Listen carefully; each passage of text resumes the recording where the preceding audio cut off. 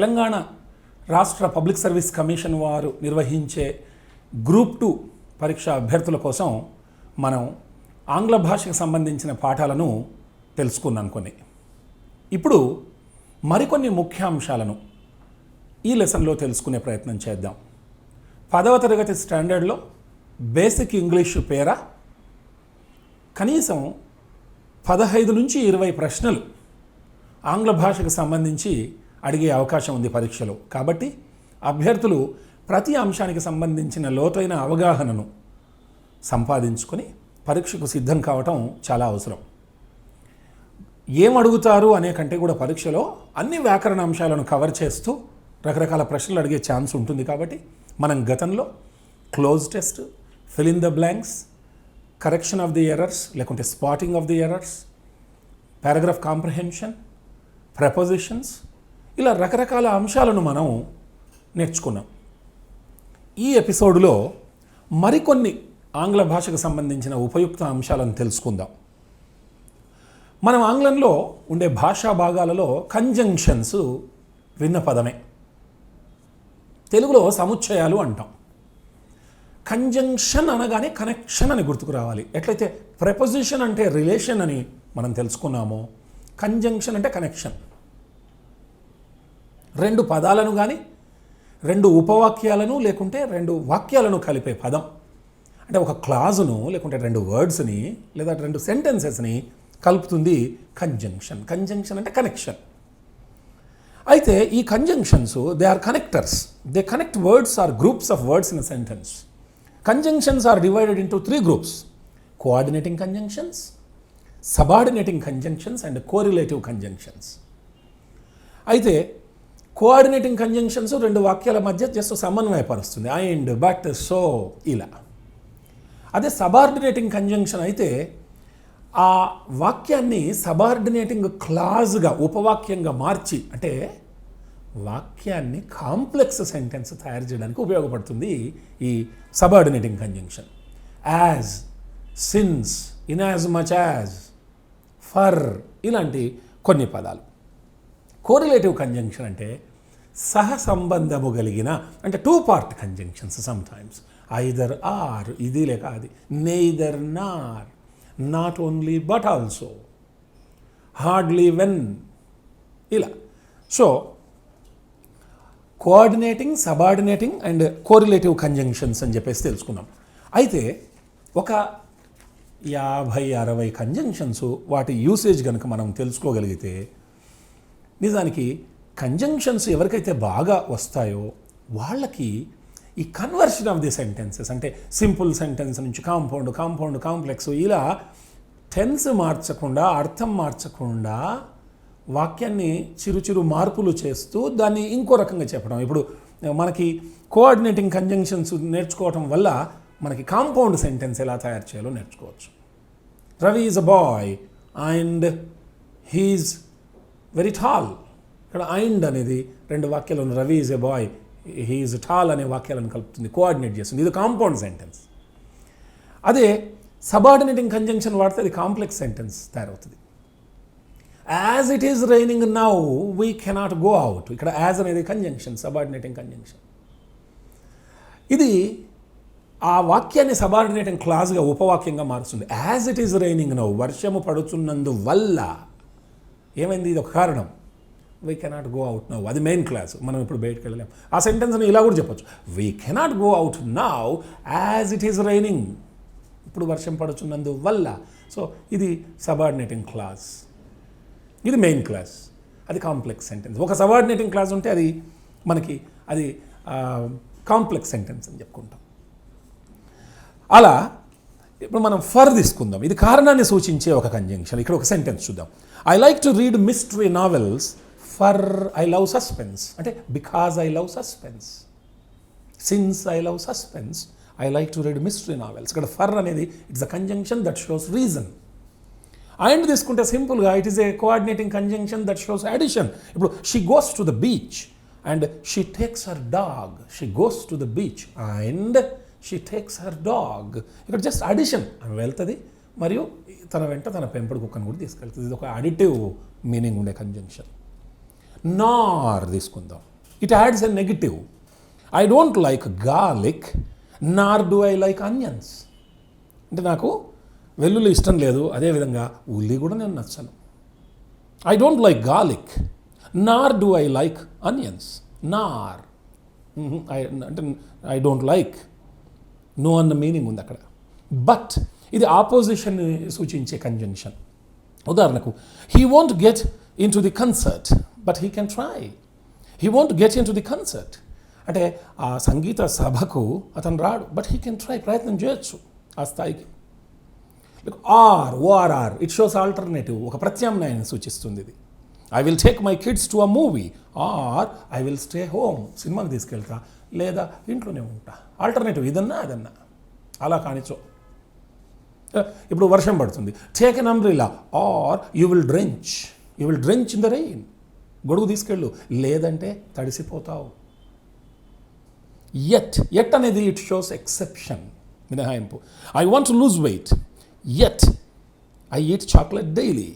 బరువు తగ్గాలని ఉంది నాకు, అయినప్పటికీ కూడా నేను చాక్లెట్ తింటా రోజు. So it shows result. So అనేది అదొక ఫలితాన్ని సూచించేటటువంటి ఒక కంజంక్షన్. అంటే ఇప్పుడు ఉదాహరణకు, he worked hard so he got the first rank. ఏది ఏమైనా ఈ కంజంక్షన్స్ అంటే అండ్, బట్, సో ఇలాంటివే కాకుండా, సబార్డినేటింగ్ కంజంక్షన్స్ కాకుండా కోరిలేటివ్ కంజంక్షన్స్, వీటిని ఎలా అంటే ఒక వ్యాసం రాసే ప్రయత్నం చేయాలి ఎవరికి వాళ్ళు. అంటే కేవలం కరెక్షన్స్ చేస్తూ ఇచ్చినటువంటి క్వశ్చన్స్కి ఆన్సర్స్ చేయటమే కాకుండా ఈ కంజంక్షన్స్ని వాడుతూ, నిజానికి కోఆర్డినేటింగ్ కంజంక్షన్స్ వాడటం easy, and, but, so, therefore ఇది ఈజీ. చాలామంది ఈ సబార్డినేటింగ్ కంజంక్షన్స్ వాడడంలో కొంచెం కన్ఫ్యూజ్ అవుతుంటారు. అవి మనం ఒక చిన్న కథను తీసుకోవాలి. ఆ కథను తీసుకొని అందులో అన్ని రకాల కంజంక్షన్స్ రావాలి. ఆ వాక్యాన్ని కరెక్ట్గా రాస్తున్నామా లేదా.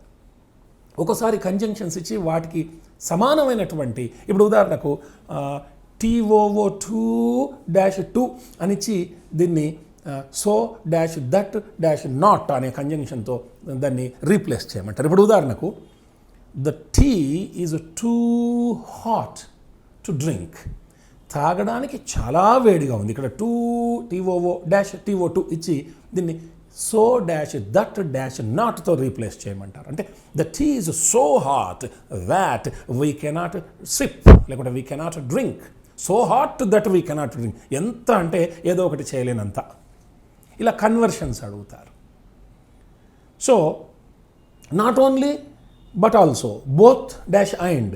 He speaks not only English but also Telugu. అంటే he speaks both English and Telugu. So వాటితో రీప్లేస్ చేయొచ్చు.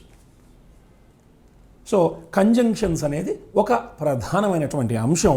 వీటిని కొన్ని నమూనాలు తీసుకొని, కొన్ని ఉదాహరణలు తీసుకొని వాటిని అటెంప్ట్ చేయడం, ఎక్సర్సైజెస్ చేయడంతో పాటు సొంతంగా ఒక వ్యాసం రాసే ప్రయత్నం చేసి ఎవరైనా తెలిసిన ఆంగ్ల ఉపాధ్యాయుడికో ఎవరికో ఒక ఎక్స్పర్ట్కి చూపిస్తే అంటే మీ యొక్క వ్యక్తిగత భాషా పాఠవం కంజంక్షన్స్ విషయంలో ఎలా ఉందో మనం తెలుసుకోవచ్చు.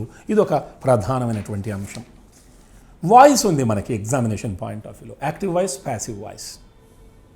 Voice is that form of a verb which tells us whether the subject does something or has a something done to it. అది ఒక పని చేస్తూ ఉందా, దానికే ఏదైనా అంటే అదే ఏదైనా ఫలితాన్ని పొందుతూ ఉందా. అసలు పర్పస్ ఏంటి? యాక్టివ్ వాయిస్, ప్యాసివ్ వాయిస్ యొక్క పర్పస్, ఉద్దేశం.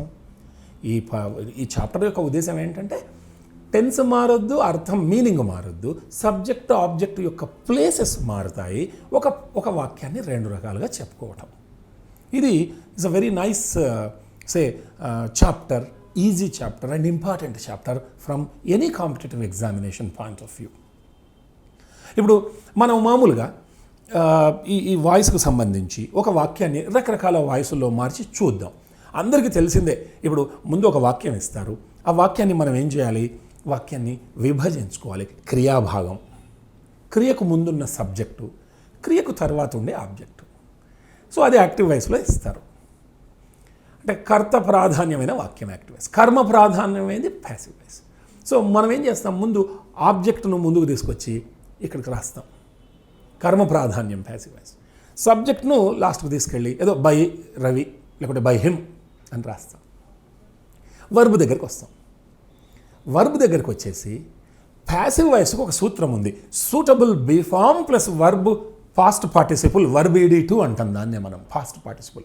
Suitable be form. ఇంగ్లీష్లో బి అనే క్రియా స్వరూపాలు కొన్ని ఉన్నాయి. Be, am, is, are, was, were, been, being, ఇలా 8 క్రియాస్వరూపాలు, ప్రధానమైన క్రియాస్వరూపాలు బి అనే వర్బుకున్న ఏ క్రియకు లేవు. అద్వితీయమైన క్రియ. ఈ 8 ఏదో ఒకటి రావాలి అక్కడ. వచ్చి ప్రశ్నలో ఇచ్చిన వర్బ్ యొక్క పాస్ట్ పార్టిసిపుల్ రావాలి. ఇప్పుడు డూ వస్తే డన్, ఈట్ వస్తే ఈటెన్, సింగ్ వస్తే సంగ్, అది రావాలా.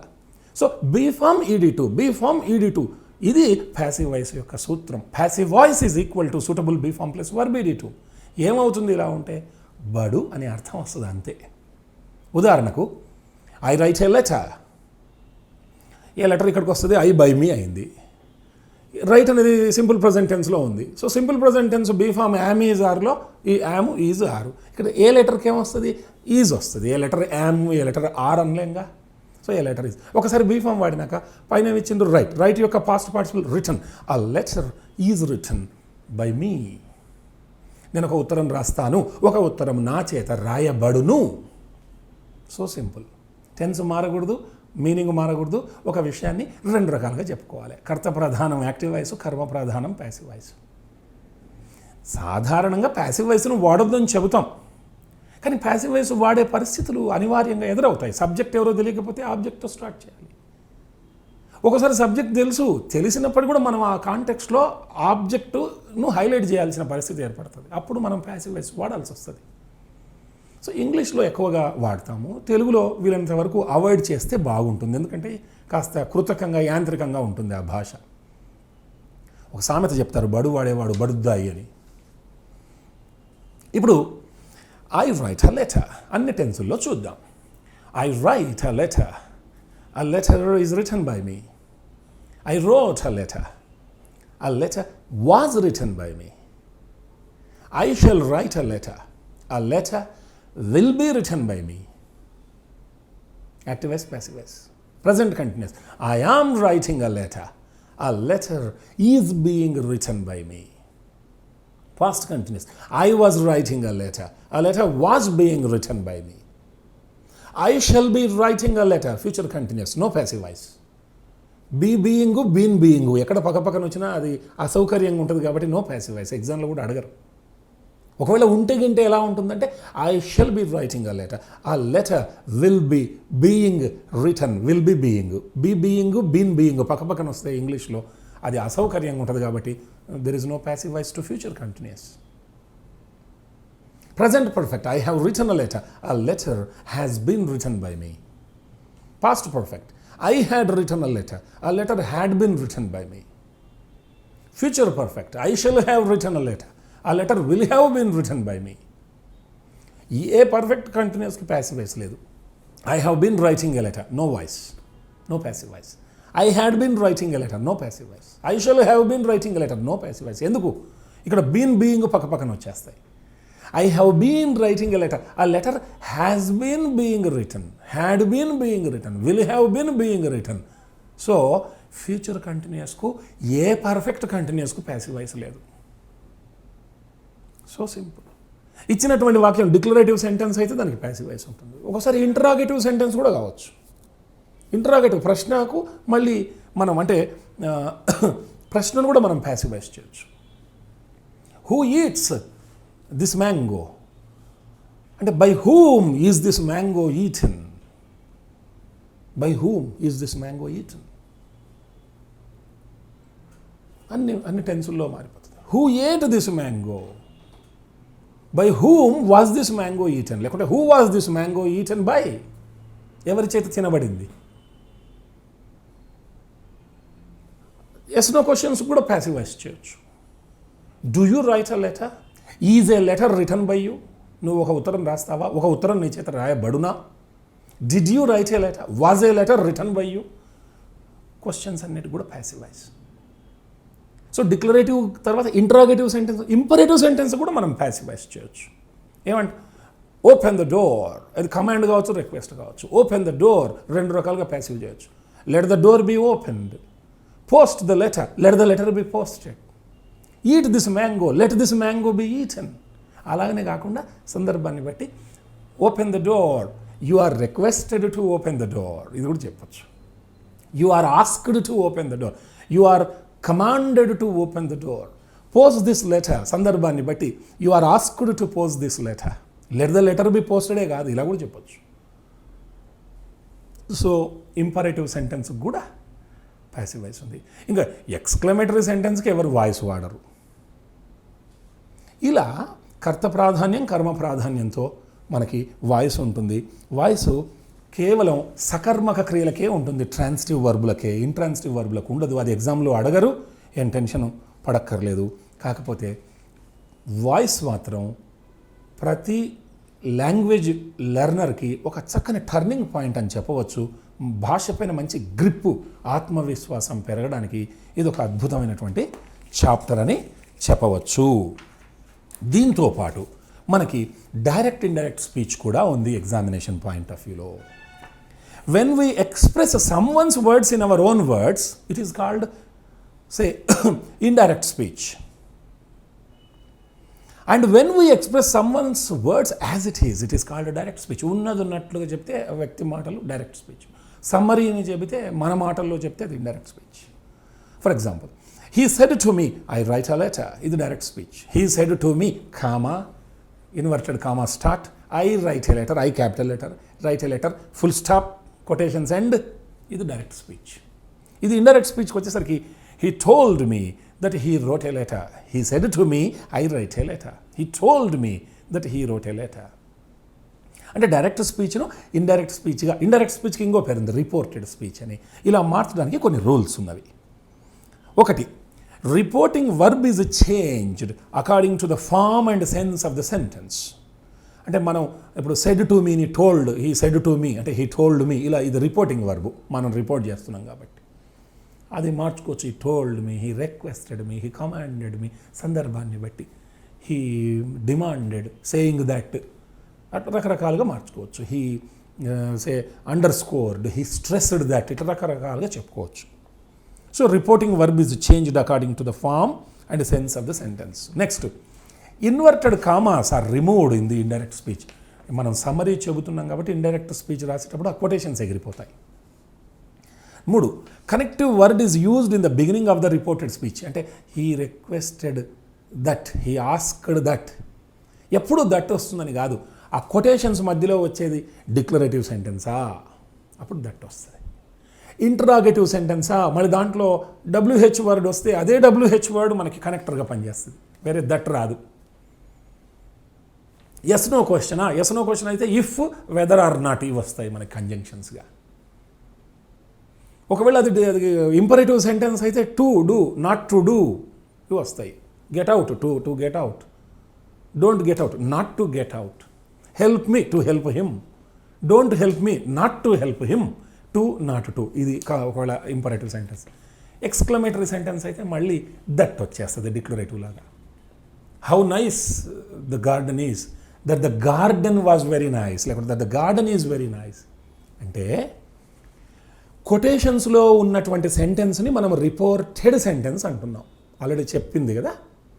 అందులో ఉండే క్రియను రిపోర్టెడ్ వర్బు, కొటేషన్స్ ముందు మనం చెబుతున్నాం కాబట్టి అది రిపోర్టింగ్ వర్బ్. ఆ వర్బును అంటే మనకి డైరెక్ట్ ఇండైరెక్ట్ స్పీచ్, ఇది ఈ ఇండైరెక్ట్ స్పీచ్ దేని మీద ఆధారపడి ఉంటుందంటే ఈ రిపోర్టెడ్ సెంటెన్స్ టైపు, అదే డిక్లరేటివా, ఇంటరాగేటివా, ఇంపరేటివా, ఎక్స్క్లమేటరీ, ఆ సెంటెన్స్ టైపును బట్టి, తర్వాత ఈ రిపోర్టింగ్ వర్బు కొటేషన్స్ ముందరుండే వర్బు యొక్క టెన్స్ను బట్టి, ఇది చెప్పిండా చెబుతాడా, he said to me or he says to me or he will say to me, ఈ దీని యొక్క టెన్స్, దీన్ని రిపోర్టింగ్ వర్బ్ అంట. మనం రిపోర్ట్ చేస్తున్నాం కొటేషన్స్ ముందు, ఈ సెంటెన్స్ టైపు.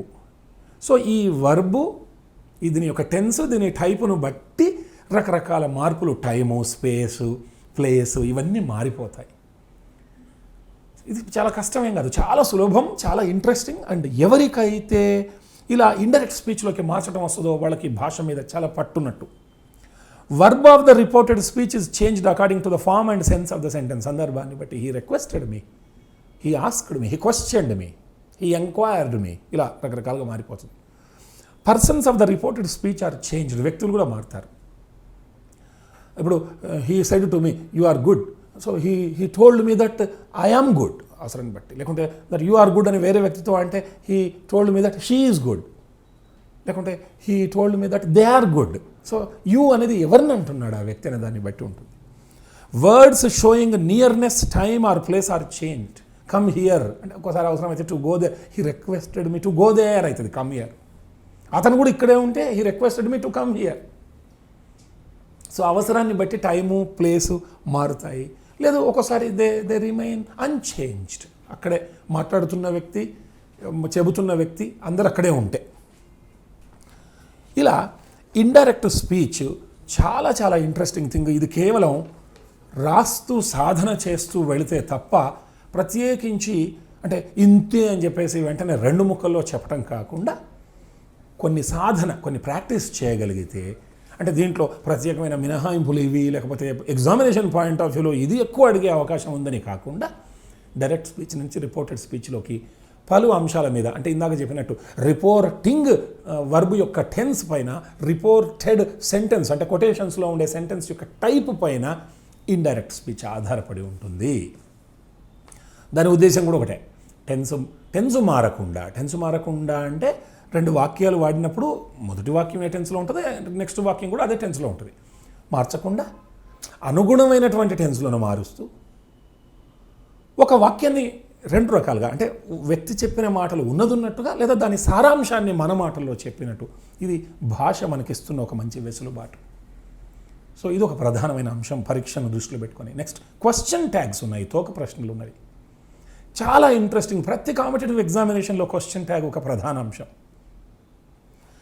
క్వశ్చన్ ట్యాగ్ అంటే తోక ప్రశ్న. ఆల్రెడీ ఒక సెంటెన్స్ ఇస్తారు, ఇచ్చి దానికి తోక ప్రశ్నను రాయమంటారు. తోక ప్రశ్న, దాని పేరు క్వశ్చన్ ట్యాగ్. అది మినిమం 2 పదాల్లో మ్యాక్సిమం 3 పదాల్లో ఉండాలి క్వశ్చన్ ట్యాగ్. ఇది ఒక నిబంధన. 2, చివరికి ప్రశ్న గుర్తు పెట్టాలి. 3, వాళ్ళు ఇచ్చిన ప్రశ్న పాజిటివ్లో ఉంటే మన ట్యాగ్ నెగిటివ్లో వస్తుంది. వాళ్ళు ఇచ్చింది ఆల్రెడీ నెగిటివ్లో ఉంటే మన ట్యాగ్ పాజిటివ్లో వస్తుంది. అంటే నాట్ ఉంటే మన ఆన్సర్లో తీసేయాలి, ఇచ్చిన వాక్యంలో నాట్ లేకపోతే మన ఆన్సర్లో పెట్టాలి. ఇక్కడ చూద్దాం. అంటే ఇది ఎవరైతే చెప్పిన వ్యక్తి ఒక విషయం ఉంటుందో ఆ వ్యక్తితో మనం ఏకీభవించడానికి ఆ వ్యక్తి ఒక తోక ప్రశ్న వేస్తాడు, మనం అతనితో ఏకీభవిస్తాం. ఇది ఇలా ఉంది కాదంటావా అంటే అవునంటాను, నువ్వు ఏదంటే నేను అదే అంటా. ఇది అలా బాలేదు ఏమంటావు అంటే బాలేదని అంట. అంటే ఆ వ్యక్తి ఏదైతే చెబుతాడో అతనితో ఏకీభవించాలనేది అతని తపన. దానికి అతను ఏ ప్రశ్న అయితే మనం లేస్తాడో దాన్ని తోక ప్రశ్న అంటాం, ట్యాగ్ అంటాం. ఇక్కడ చూద్దాం. We use negative question tag in the positive statement. ఉదాహరణకి I work hard, don't I, నేను కష్టపడి పని చేస్తా, చేయనా అంటే don't I do hard work అట్లా అన్నట్టు. So don't I question tag. You help me, don't you, మీరు నాకు సాయం చేస్తారు, చేయరా అంటే తప్పకుండా చేస్తారు అని అర్థం. We shall go there, shan't we, మనం అక్కడికి వెళ్తాం, వెళ్ళమా. He has done the work, hasn't he, అతను పని చేశాడు, చేయలేదా అని చేశాడు. She went there, didn't she, simple past, she went వెళ్ళింది కదా అంటే did go, she went there, didn't she వెళ్ళలేదా. అంటే ఏ టెన్స్లో వాక్యం ఇస్తే అదే టెన్స్ హెల్పింగ్ వర్బ్ వాడాలి. ఇది అన్నిటికీ సింపుల్గా ఒకటే. ఇప్పుడు she went there, isn't it, they have gone there, isn't it, I have been doing that work, isn't it, అన్నిటికీ ఒకటే ఇజెంట్ ఇట్ అని కొంతమందికి ఊత పదంగా వస్తుంది. ఇది తప్పు. ఇచ్చిన వాక్యంలో ఏ హెల్పింగ్ వర్బ్ ఉంటే ఆ హెల్పింగ్ వర్బ్తో ట్యాగ్ తయారు కావాలి. పాజిటివ్ నెగిటివ్ వస్తుంది, నెగిటివ్ పాజిటివ్ వస్తుంది. ఇక్కడ చూడండి, we use positive question tag in the negative statement. I'm not making a noise, I'm I, already నెగిటివ్లో వచ్చింది కాబట్టి positive question tag. They are not present, are they. You did not break the pen, did you did not break, నువ్వు break చేయలేదు, చేసినావా. They are not present, వాళ్ళు అక్కడ లేకుండ్రి, are they, ఉన్నరా అంటే లేరని చెప్తాం. We shall not waste her time, shall we, మనం వృధా చేస్తామా, చెయ్యం. This is not my book, is it, ఇది నా పుస్తకం కాదు, అవునా. ఇట్లా మనకి ఈ తోక ప్రశ్నలు చాలా ఇంపార్టెంట్. ఒకటి మినహాయింపు ఏంటంటే ఈ ఐకి నెగిటివ్కి సంబంధించి ఇప్పుడు ఐ ఆమ్ అ టీచర్ కాదా అన్నప్పుడు యామ్ నాట్ ఐ అనకుండా ఎయింట్ ఐ, ఆర్ఎంట్ ఐ అనేది ఒక మినహాయింపు. నెగిటివ్లో ఐఎమ్ నాట్ ఏ టీచర్ అంటే యామై అనేది కరెక్ట్, ఆర్ఐ అనకూడదు. అప్పుడు ఓన్లీ నెగిటివ్లో వచ్చినప్పుడు ఐకి సంబంధించి ఇప్పుడు మనం ఒక పాజిటివ్ స్టేట్మెంట్ చెబుతూ I am a teacher, I am a doctor అని చెప్పినప్పుడు అమెంటాయి అటు అనకూడదు, ఏంటాయి అనాలి. ఇది ఒక మినహాయింపు గుర్తుపెట్టుకోవాలి. సో ఇది కూడా ఈ ట్యాగ్స్ కూడా వీటికి సంబంధించి ఒక ప్రశ్న లేదా 2 ప్రశ్నలు అడగవచ్చు. వీటిని కూడా ప్రాక్టీస్ చేయాలి. పాజిటివ్ని నెగిటివ్, నెగిటివ్ను పాజిటివ్ చేస్తూ 2 పదాల 3 పదాల 2 పదాల 3 పదాల చివరికి ప్రశ్న గుర్తు పెట్టాలి విధిగా. ఇడియమ్స్ అండ్ ఫ్రేజెస్ ఇవి మనకు జాతీయాలు. జాతీయాలు అంటే దీనికి ఒక సర్ఫేస్ మీనింగ్ ఉంటుంది, ఒక ఇన్నర్ మీనింగ్ ఉంటుంది. ఆ ఇన్నర్ మీనింగ్ మనకు చాలా చాలా ఇంపార్టెంట్. ఇప్పుడు ఉదాహరణకు act as a guinea pig అంటాం మనం. Act as a guinea pig అంటే to allow some kind of test to be performed on someone. అంటే ఇప్పుడు ఒక ఉదాహరణకు ఇక్కడ ఒక సెంటెన్స్ చూద్దాం. They are looking for a volunteer to act as a guinea pig to test their new perfume. అంటే వారు తయారు చేసిన ఒక కొత్త సుగంధ ద్రావకం పనితీరు తెలుసుకునేందుకు వారు ఒక స్వచ్ఛంద కార్యకర్త అంటే వాలంటీర్ కోసం వెతుకుతున్నారు. అంటే గినీ పిగ్ లాగా అంటే అది ఎక్స్పెరిమెంట్ చేయడానికి ఉపయోగపడేది అని అర్థం. ఇక్కడ చూడండి వివరణ. గినీ పిగ్ను తెలుగులో తోకలేని సీమ పందికొక్క అంటాం. వాస్తవానికి ఇదో ఎలుక జాతి జీవి, అంతేగాని గినీ పిగ్ అంటే గినీ దేశానికి చెందింది కాదు. అలాగే ఇది పంది కూడా కాదు, ఇది దక్షిణ అమెరికాలో కనిపిస్తుంది. ఈ జీవులను ప్రయోగశాలల్లో జీవశాస్త్ర ప్రయోగాలకు ఉపయోగిస్తారు. ఈ జీవులు మానవుల రుగ్మతలను నయం చేసేందుకు ప్రయోగాత్మకంగా ఉపయోగపడటం వల్ల వీటిపై విస్తృతంగా పరిశోధనలు చేస్తున్నారు. ప్రస్తుతం గినీ పిగ్ను ప్రయోగాలలో ఉపయోగపడే వ్యక్తి, ప్రయోగాలలో ఉపయోగపడే జంతువు అనే అర్థంతో ఉపయోగిస్తున్నారు. ఈ ప్రయోగాన్ని ప్రప్రథమంగా 1664లో ఉపయోగించినట్లు ఆధారాల ద్వారా తెలుస్తుంది. కాబట్టి గినీ పిగ్ను బరిణె పంది అని కూడా అంటారట. But whatever it may be, act as a guinea pig అంటే మనం నేర్చుకోవాల్సింది ఏంటంటే to allow some kind of test to be performed on someone. అంటే ఇక్కడ మనకి అంటే దాన్ని తెలుగులో ఒక ప్రయోగాలలో ఉపయోగపడే వ్యక్తి ఇది. సో గినీ పిగ్ అనగానే జస్ట్ దాన్ని ట్రూ ట్రాన్స్లేషన్ చేసి గినీ దేశంలో ఉండే పంది అలా అనుకోవడానికి వీల్లేదు. ఇలా రకరకాల ఒక సర్ఫేస్ మీనింగ్ పైకి ఒకటి ఉంటుంది, మనం దాన్ని తీసుకోకూడదు. ఇన్నర్ మీనింగ్ చాలా చాలా ఇంపార్టెంట్. ఇప్పుడు to burn the candle at both ends అంటే చాలా కష్టపడటం. ఒక క్యాండిల్ని 2 వైపులా అలసిపోవటం, 2 వైపులా కాలిస్తే ఏమవుతుంది త్వరగా అంటే శక్తికి మించి పనిచేయటం. To burn the candle you are working hard, don't burn your candle at both ends అంటే అంత త్వరగా అలసిపోవద్దు, నీ శక్తికి మించి నువ్వు పనిచేయొద్దు అని అర్థం అట్లా. సో ఈ ఇడియమ్స్ అండ్ ఫ్రేజెస్ని వాటి పుట్టుపూర్వోత్తరాలు కనుక తెలుసుకోగలిగితే ఎక్కువ కాలం ఈజీగా గుర్తుపెట్టుకోవచ్చు. అలా అని ప్రతి పదానికి పుట్టుపూర్వోత్తరాలు తెలుసుకోవాల్సిన అవసరం లేదు. రకరకాల ఇప్పుడు రైనింగ్ క్యాట్స్ అండ్ డాగ్స్ అంటాం, అంటే భారీ వర్షం పడడాన్ని రైనింగ్ హెవీలీ అన్నప్పుడు it's raining cats and dogs అంటాం. నార్వే దేశం నుంచి పుట్టుకొచ్చింది ఈ ఎక్స్ప్రెషన్. నార్వే దేశంలో వాళ్ళు ఎక్కువ సముద్రాల్లో వెళ్ళేటప్పుడు నార్వే దేశస్తులు జంతువులను అంటే పిల్లులను కుక్కలను వెంట పెట్టుకొని వెళ్ళేవాళ్ళు. తుఫాన్ వచ్చినప్పుడు ఈ పిల్లులు కుక్కలు ఆ స్మెల్ని గుర్తుపట్టి ఈ పిల్లి మ్యావ్ అనటం, కుక్క బౌ అనటం, తద్వారా ఏదో వాతావరణ మార్పు జరుగుతుందని వీళ్ళు లంగరేసి సముద్రంలో జాగ్రత్తగా తమను తాము రక్షించుకోవటం.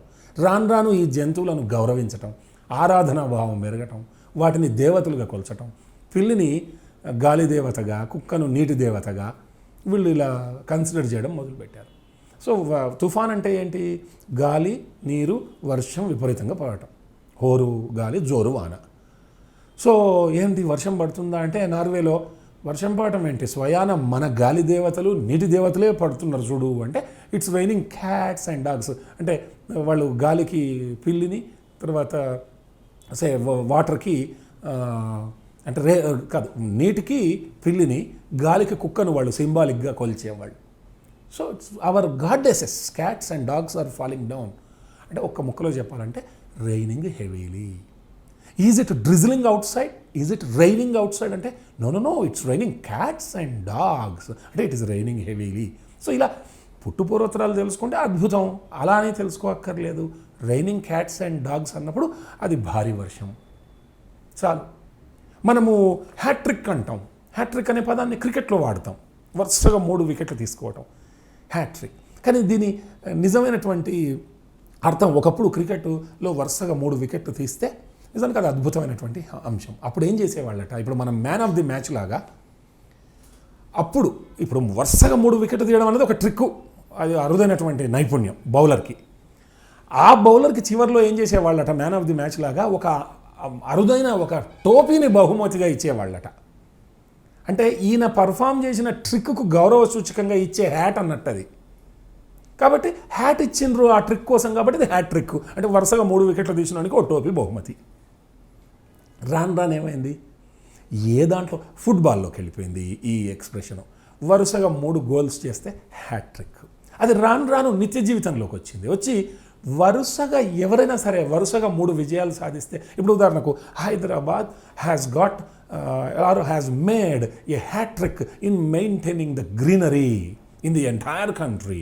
అంటే శుభ్రతలో లేకుంటే ఈ పచ్చదనంలో హైదరాబాదు వరుసగా దేశం మొత్తంలో వరుసగా 3 సార్లు అగ్రగామిగా నిలిచింది, హ్యాట్రిక్ కొట్టింది. ఇలా 3 వరుస విజయాలని రోజు హ్యాట్రిక్ అంటున్నారు. చూసారా, సర్ఫేస్ మీనింగ్ ఏమో హ్యాట్రిక్ ఏమో ఒక అర్థం ఏంటి, వరుసగా 3 వికెట్లు తీయడం.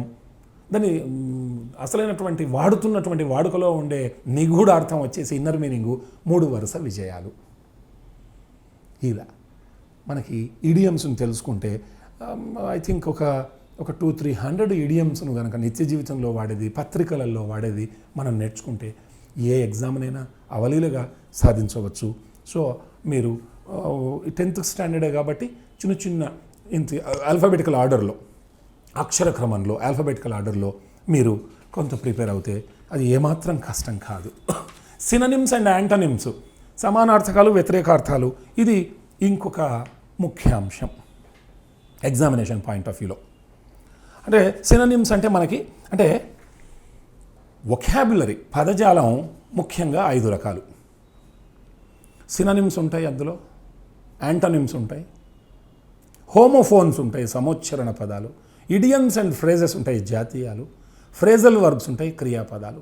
సో ముఖ్యంగా ఈ 5 అంశాలు ఎవరికైతే బాగా వస్తాయో వాళ్ళకి వొకాబులరీ పదజాలం పైన పట్టున్నట్టు. సిననిమ్స్ అండ్ యాంటనిమ్స్ అలా ఒక ప్రధానమైనటువంటి అంశం. ఇవన్నీ ఈజీ. జనరల్గా idioms and phrases and phrasal verbs విషయంలో కొంచెం కష్టపడుతుంటారు అభ్యర్థులు, ఎందుకంటే అవి కొంచెం ప్రత్యేకమైన అర్థంతో వాడతారు. సో ఇక్కడ సిననిమ్స్ అండ్ యాంటనిమ్స్ విషయంలో ఇంగ్లీష్ టు ఇంగ్లీష్ మీనింగ్స్ని మనం నేర్చుకోవాలి. వీలైతే ఒక నిఘంటును మనమే తయారు చేసుకోవాలి.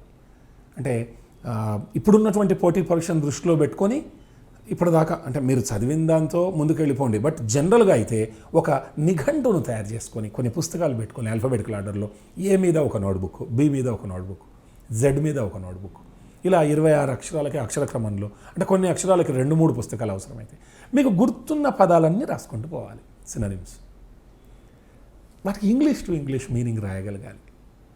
ఇప్పుడు వైఫ్ అన్నాం, వైఫ్ అంటే ఏంటి అంటే ఎంబడే భార్య అని రాయకూడదు, ఫిమేల్ స్పౌస్ అని రాయాలి ఆంగ్లంలో. అలా లేకుంటే టెంపుల్ అంటాం, అంటే ఏ పిల్గ్రిమ్ ప్లేస్, అది వెంటనే రాగలగాలి మనకి. కొడవలి అంటాం, సికిల్ అంటే a farmer's tool to reap the crop, అలా చెప్పగలగాలి.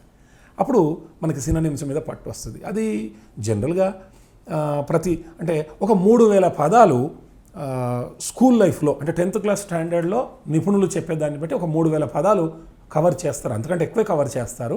అయితే రైట్ ఫ్రమ్ 5th క్లాస్ నుంచి కూడా ఇంగ్లీష్ టెక్స్ట్ బుక్ వెనకాల ఆ సంవత్సరంలో ఎన్ని పదాలు విద్యార్థి నేర్చుకోవాలో అక్షర క్రమంలో ఆల్ఫాబెటికల్ ఆర్డర్లో 5th, 6th, 7th, 8th, 9th, 10th ప్రతి ఇంగ్లీష్ టెక్స్ట్ బుక్ వెనకాల ఉంటాయి. మనం అవి నేర్చుకోవాలి. సో నిపుణులు తెలియజేసే దాన్ని బట్టి ఎంపిక చేసిన 3000 పదాలు వస్తే ప్రపంచం అంతా తిరిగి అనర్గళంగా ఆంగ్లంలో మాట్లాడవచ్చు అని పరిశోధనలు తెలియజేస్తున్నాయి. 3000 పదాలు వస్తే చాలు. మరి మీకు వాటిలో ఎన్నొచ్చు?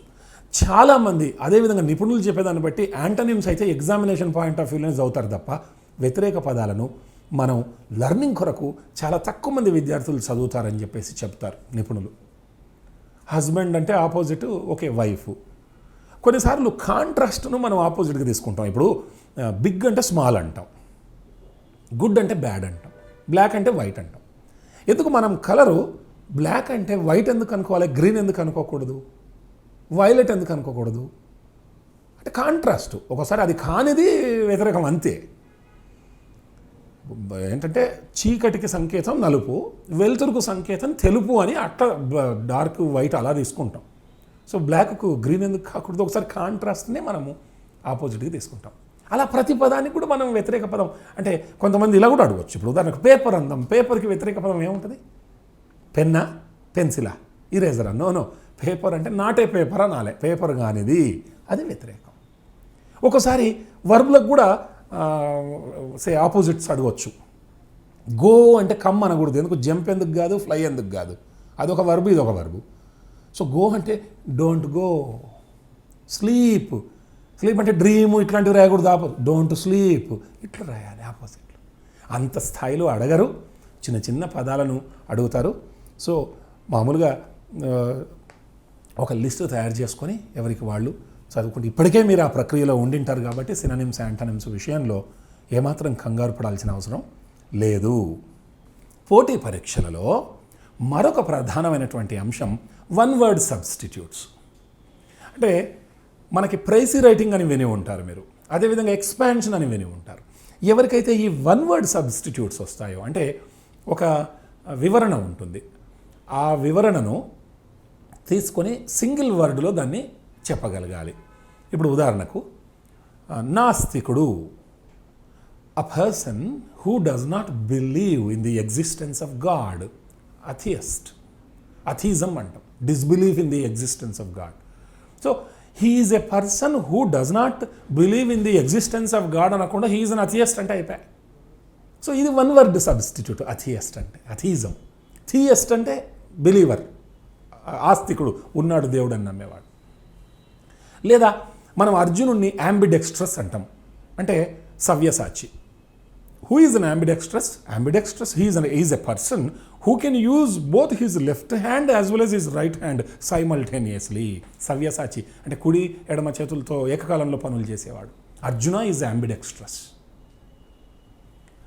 అలా మనకి వన్ వర్డ్ సబ్స్టిట్యూట్స్ నేర్చుకోగలిగితే రేపొద్దున ఒక చిన్న విషయాన్ని ఎక్స్పాండ్ చేయాలన్నా వివరించగలం, లేదా ఎక్స్పాండెడ్ విషయాన్ని దాన్ని చాలా ప్రైసీ అంటే ప్రిసైజ్గా దాన్ని ప్రైసీ రూపంలోకి రాయటం. టెలిగ్రామ్ ఇచ్చేవాళ్ళం ఒకప్పుడు. టెలిగ్రామ్ అంటే కమ్యూనికేషన్ని షార్ట్ అండ్ స్వీట్గా ఇవ్వగలగటం. అది వన్ వర్డ్ సబ్స్టిట్యూట్స్ మీద పట్టు ఉండే వాళ్ళకు మాత్రమే సాధ్యమవుతుంది. ఇప్పుడు handwriting which cannot easily be read అంటే అస్పష్టమైన సూచిరాత ఉంటుంది, దాన్ని ఇల్లెజిబుల్ అంటాం. I cannot read this illegible handwriting. Legibility చాలా ముఖ్యం రాసేటప్పుడు. So what is illegible? Illegible is that handwriting that cannot be easily read by people. అదేవిధంగా మనం అంటే యాంఫీబియన్ తీసుకుందాం, ఉభయచరము. the frog is an amphibian. So amphibian is an animal that can live both on land and in water. Amphibious creatures. ఇలా ఈ one word substitutes వల్ల భాష చాలా expand చేయొచ్చు, లేదా స్వీట్గా ప్రిసైజ్గా రాయవచ్చు. దీన్ని కూడా మీరు ఒక వొకాబులరీలో ఒక ప్రధాన అంశంగా లిస్ట్ తయారు చేసుకొని పరీక్ష దృష్టిలో పెట్టుకొని కొన్ని ప్రిపేర్ అయితే సరిపోతుంది. వీటితో పాటు multiple meaning words and dual answers అని చెప్పేసి ఒకటి అడగవచ్చు. అంటే వాళ్ళు ఒక వాక్యం ఇస్తారు, అందులో డాష్ ఇస్తారు, 5 ఆప్షన్స్ ఇస్తారు, అందులో ఏమైనా 2 ఫిట్ అవుతాయి, అక్కడ 2 ఆన్సర్స్ ఫిట్ అవుతాయి. అందుకే multiple meaning words and dual answers అన్నారు. అంటే పట్టుదు అంటే ఈ అభ్యర్థికి వొకాబులరీ పైన ఎంత పట్టుంది, వాటి అర్థాలను సముచితంగా వాడుతున్నాడా లేదా ఆ పదాన్ని అని చెప్పేసి. ఇప్పుడు ఉదాహరణకు ఇక్కడ ఒక ఎగ్జాంపుల్ చూడండి. Out of the 6 crores and 50 lakhs of abortions in 2010, అక్కడ డాష్లో నింపాలి, 2 పదాలతో సూట్ అవుతుంది. ఇక్కడ 5 ఆప్షన్స్ ఉన్నాయి. Out of the 6 crores and 50 lakhs of abortions dash in 2010, 68% were performed by an unqualified person or in unsafe environment. చూడండి, 5,50,00,000 abortions 2010లో జరిగితే 68% అది అర్హత లేని వ్యక్తులు లేదా ప్రమాదకరమైన వాతావరణంలో అవి చేయడం జరిగిందట, నిర్వహించడం. అంటే ఇప్పుడు అక్కడ డాష్లో 2 పదాలను మనం అక్కడ ఫిక్స్ చేయాలి. ఏంటంటే out of the 6 crores and 50 lakhs of abortions dash in 2010. Abortions recorded in 2010, registered in 2010, counted in 2010, abortions performed in 2010, conducted in 2010. దీంట్లో అబార్షన్స్ రికార్డెడా? నో. అబార్షన్స్ రిజిస్టర్డా? ఇది ఏదైనా మ్యారేజా రిజిస్టర్ చేయడానికి అబార్షన్? నో. కౌంటెడ్, ఎవరు కౌంట్ చేసుకుంటుంటారు? No. Performed. Abortion is performed by a doctor. Abortion is conducted by a doctor.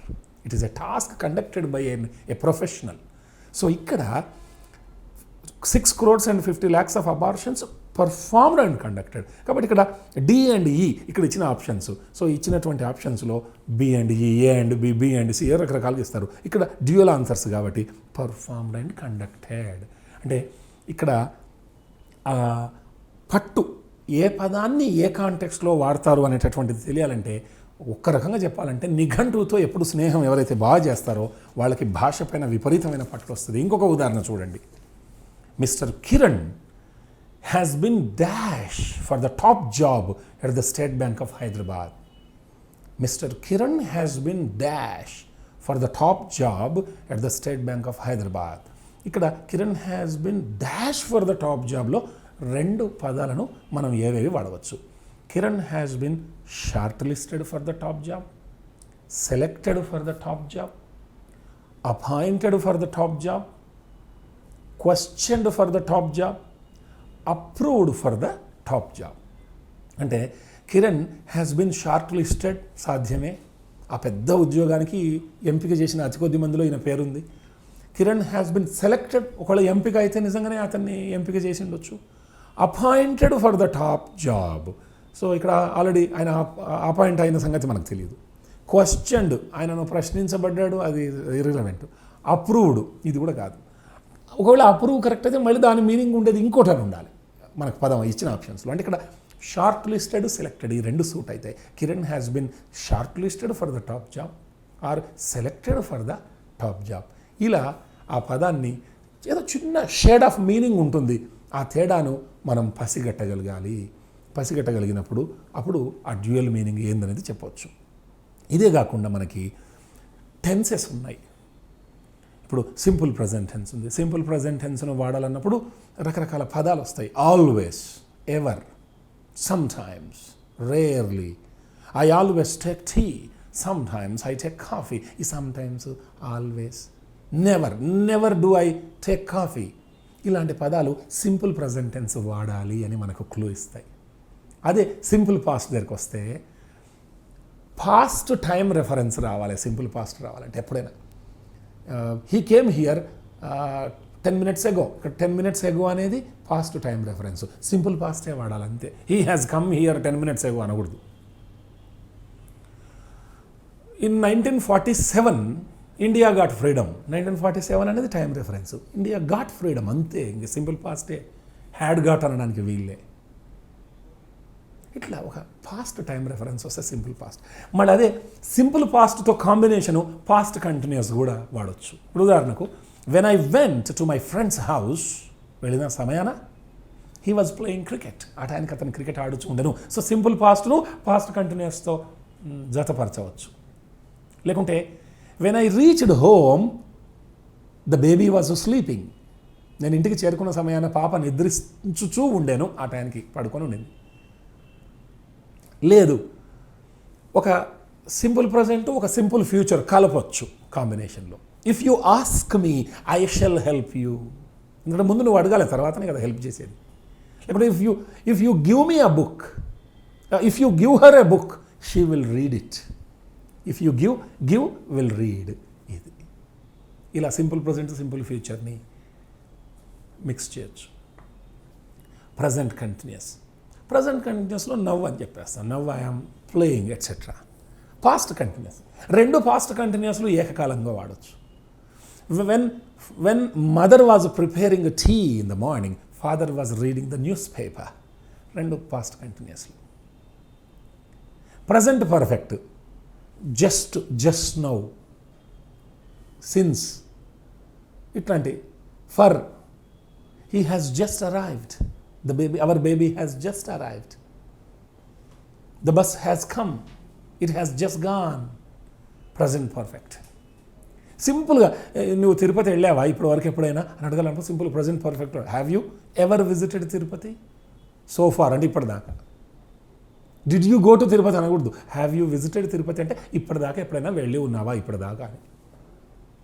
Past perfect సింపుల్గా పాస్ట్ పర్ఫెక్ట్ వాడడం, సింపుల్ పాస్ట్తో కంబైన్ చేసి వాడతాం. మనం ఇంతకుముందు చెప్పుకున్నాం ఒక ఎపిసోడ్లో ప్రీ పాస్ట్ పాస్ట్ రెండు అయిపోయిన పనులను తీసుకుంటే రీసెంట్గా అయిన దాన్ని సింపుల్ పాస్ట్లో, అంతకంటే ముందు జరిగింది పాస్ట్ పర్ఫెక్ట్లో ఉండాలి. ఫర్ ఎగ్జాంపుల్ నేను 10th క్లాస్ పాస్ అయ్యాను, ఇంటర్మీడియట్ పాస్ అయ్యాను. రీసెంట్గా పాస్ అయింది ఏంటి రెండిట్లో? ఇంటర్మీడియట్ కంటే ముందు 10th క్లాస్ పాస్ అయ్యాను. కాబట్టి ఇంటర్మీడియట్ను సింపుల్ పాస్ట్లో చెప్పాలి, 10th పాస్ట్ పర్ఫెక్ట్లో చెప్పాలి. ఇలా చెప్పొచ్చు, before I passed my intermediate I had passed my 10th class. లేకుంటే after I had passed my 10th class I completed my intermediate. అది పాస్ట్ పర్ఫెక్ట్లో ఉండాలి, రీసెంట్ అది సింపుల్ పాస్ట్ ఉంటుంది. ఏది ముందు చెప్పాం ఏది వెనక చెప్పాం కాదు, రీసెంట్ పని సింపుల్ పాస్ట్లో ఉండాలి, ప్రీ పాస్ట్ను పాస్ట్ పర్ఫెక్ట్ అనాలి. అందుకే పాస్ట్కు పాస్ట్, ప్రీ పాస్ట్ అది past perfect. By the time I reached the railway station, the train had already gone. The train had already left. ఇలా చాలా ఈజీ, చాలా స్పష్టమైనటువంటి లింకులు, అవినాభావ సంబంధం ఉంటాయి టెన్సుల్లో. ఎన్నో గంటలుగా ఎన్నో రోజులుగా జరుగుతూ ఉంది ఒక పని, ప్రజెంట్ పర్ఫెక్ట్ కంటిన్యూస్లో వాడచ్చు. For the past 2 hours it has been raining. We have been living in Hyderabad for the past 10 years. లేకుంటే since 2006 we have been living here, ఇక్కడ నివసించుచూ ఉన్నాము. ఇది తదేకంగా జరిగే ప్రక్రియ. చాలా చాలా simple tenses and important, very very important. టెన్సెస్తో పాటు ఆర్టికల్స్, లిటిల్ జాయింట్స్, అక్కడంతా fill in the blank exercises బాగా చేయాలి. చాలామంది కేవలం ఏఈఐఓయు ఉంటే ఎన్, నో ఇది చాలా తప్పు. ఫస్ట్ ఆఫ్ ఆల్ టీహెచ్ఈ వాడే సందర్భాలు చూసుకోవాలి. టీహెచ్ఈ ఇప్పుడు న్యూస్ పేపర్లో ముందు ఇష్టం ఉన్నా లేకున్నా టీహెచ్ఈ వాడాల్సిందే. The Hindu, the Deccan chronicle. ప్రతి సంగీత సాధనం ముందు the veena, the guitar, the harmonium, the bulbul tara, ఇష్టం ఉన్నా లేకున్నా. రైళ్ల పేర్లు అన్నిటి ముందర ద రావాలి. ద వెంకటాద్రి, ద నారాయణాద్రి, అంతే. ద దక్షిణ ఎక్స్ప్రెస్, ద హౌరా, ఇష్టం ఉన్నా లేకున్నా. ప్రతి సముద్రం పేరు ముందర, ప్రతి మహాసముద్రం పేరు ముందర the Indian Ocean, the Bay of Bengal, the Arabian Sea, the Red Sea, the Caspian Sea, the Pacific Ocean, the Atlantic Ocean. పర్వతాల వరుస, ఒక పర్వతం పేరు ముందర రాకూడదు. The Vindhyas, the Satpuras, the Himalayas బహువచనంలో. ఇలా ఖచ్చితంగా టీహెచ్ఈ వాడే సందర్భాలు కొన్ని ఉంటాయి. సో గన్ షాట్లో ఫస్ట్ అభ్యర్థి ఏం చేయాలంటే టీహెచ్ఈ గురించి ఆలోచించాలి. ఏ యాన్ వాటి దగ్గర పోకూడదు. ఫస్ట్ టీహెచ్ఈ వాడే లిస్టులో ఇది ఉందా?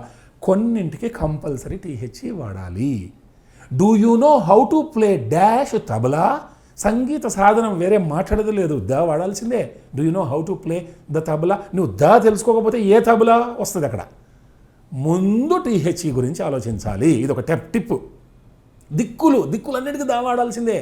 The sun rises in the east, అంతే. ఇన్ ఈస్ట్ అనడానికిలే. The sun sets in the west. ఈ ఖగోళంలో లేకుంటే పైన రోదసులు పైన ఆకాశంలో కనపడే ప్రతి హెవెన్లీ బాడీ, అది శాటిలైట్ కానీ ఏది కానీ, ద రావాల్సిందే. The sun, the moon, the stars, the Sirius. తప్పదు, ఖచ్చితంగా. మనం the Aryabhata, yes, the PSLV, the రావాలి, కంపల్సరీ రావాలి. సో ఇలా ఒక లిస్ట్ ఉంది, మనం తెలుసుకోగలగాల. ఫస్ట్ టీహెచ్ఈని అటెంప్ట్ చేయాలి. అది కాదు, ఆ లిస్టులో లేదు అన్నప్పుడు ఇప్పుడు యాన్ దగ్గరికి పోవాలా. యాన్ దగ్గర పోయి శబ్దాన్ని చూడాలి. అచ్చు శబ్దం ఉంటే యాన్, హల్లు శబ్దం ఉంటే అంతే. అక్షరాలు కాదు, ఎమ్మెల్యే వస్తుంది. ఎమ్మెల్యే చూడడానికి ఎం అనే అక్షరం ఉంది అక్కడ నువ్వు ఎన్ఎమ్ఎల్ఏ అనాల్సిందే. ఎమ్మెల్యే, ఏ ఎమ్మెల్యే రాదు. ఎంలో ఏ అనేది అచ్చు, అక్షరాన్ని చూడొద్దు, శబ్దం ముఖ్యం. అచ్చు శబ్దం యాన్, హల్లు శబ్దం ఆ. యూనివర్సిటీ రావాలంతే. ఉస్మానియా ఈజ్ అ యూనివర్సిటీ అంతే తప్ప ఎన్ యూనివర్సిటీ కాదు, ఆ యూనివర్సిటీ. ఒక్కోసారి HOUR అవర్ తీసుకుందాం, దాంట్లో హా బల్కం. So I will be back within an hour, within an అక్కడ ఓ బలుపుతున్నాం మనం HOURలో. శబ్దం ముఖ్యం. So simple. Articles, little joints, చిన్న చిన్న అతుకులు. టీహెచ్ఈ గురించి ఆలోచించాలి ఫస్ట్. ఆ వాడాల్సిన లిస్ట్ ఏదన్నా ఉందా, ఆ లిస్టులో ఉండే పదం వచ్చిందా. అది కాదు అన్నప్పుడు అప్పుడు అచ్చు శబ్దం ఉందా, హల్లు శబ్దం ఉందా చూసి అక్షరంతో సంబంధం లేకుండా ఎన్ వాడాలి, అచ్చుకి అదర్వైజ్ ఆ వాడాలి. వాడు ఎగ్జామినేషన్లో సింపుల్గా యాపిల్ అని ఇచ్చి డాష్ ఇస్తాడా ఎన్ యాపిల్ రాయడానికి? అట్లా అడుగుతాడా? గ్రూప్ 2 అధికారి కాగలిగే ప్రశ్నపత్రంలో అదేదో చిన్న చిన్న ట్విస్టులు ఏదైతే ఉన్నాయో అవి ఆ మినహాయింపులు తెలుసుకోవాలి. ఎంపీ ఎన్ ఎమ్మెల్యే అంతే. ఎస్ఎస్సి క్యాండిడేట్ అక్కడ ఎస్ఎస్సి అన్నప్పుడు ఎస్ అన్నప్పుడు శబ్దం ఇంపార్టెంట్. అదే నువ్వు సెకండరీ స్కూల్ అన్నప్పుడు ఆ సెకండరీ స్కూల్ సర్టిఫికెట్, ఆ secondary school candidate, NSSC candidate. Abbreviation వచ్చినప్పుడు శబ్దాన్ని బట్టి, అంటే అది నోరు తిరగడం కోసం ఇవి వచ్చినాయి అంతే ఆర్టికల్స్. అచ్చు ముందర అచ్చు శబ్దం పలికితే టీహెచ్ని ది అని పలకాల. The egg, the umbrella, the egg అనకూడదు, అది కూడా నోరు తిరగదు కాబట్టి అట్లా అంతే. మీరు కావాలంటే చూడండి, the egg easy, the egg కష్టం, నోరు కన్వీనియన్స్ కోసం ది అంతే. హల్లు ముందర ద, హల్లు ముందర the book easy, the book చాలా కష్టం. చూడండి అది కూడా కన్వీనియన్సే. టీహెచ్ఈ అచ్చు శబ్దం ముందర టీహెచ్ఈ వస్తే దాన్ని ది అని పలకాల, హల్లు శబ్దం ముందర ద అని పలకాలి. The boy, the university, the pen, the umbrella, the ant, ఇట్లా ఆర్టికల్స్. ఇలా వర్డ్ క్లాసెస్ మనకి noun, pronoun, verb, adjective, adverb, conjunction, preposition, interjection, prepositions, వాటి రకాలు, ఇలా రకరకాల అంశాలు ఉన్నవి. Vocabulary, synonyms, homonyms, homophones, antonyms, idioms and phrases, phrasal verbs, voice, reported speech, ఎన్ని రకాలుగా అడిగినా మనం ఒక లైఫ్ కొరకు, కేవలం ఎగ్జామినేషన్ కొరకే కాకుండా ఒక లైఫ్ కొరకు భాష వాడేవాడి సొత్తు కాబట్టి భాష పుట్టే నరుల భావాలు ప్రకటింప భాషతోనే నరుడు భాస్కరుండు. భాష తెలియని చోట బ్రతుకరణ్యపు బాట మూగసైగల ఆట. ఇంగ్లీష్ కష్టం కానే కాదు. ఒక ఆటలో ఆటగాడిది తప్పు ఉంటుంది తప్ప ఆటది తప్పు ఉండదు. అతడు రాణించట్లేదంటే ఆట తీరును మెరుగుపరచుకోవాలి. మీరు చాలా బాగా ప్రిపేర్ అయి ఉంటారు ఇప్పటికే, మీ పైన బాగా విశ్వాసం ఉంది. ఆల్ ద బెస్ట్, చాలా బాగా రాయండి, విజేతలు అవ్వండి, విజయీ భవ. ఆల్ ద బెస్ట్, ధన్యవాదాలు.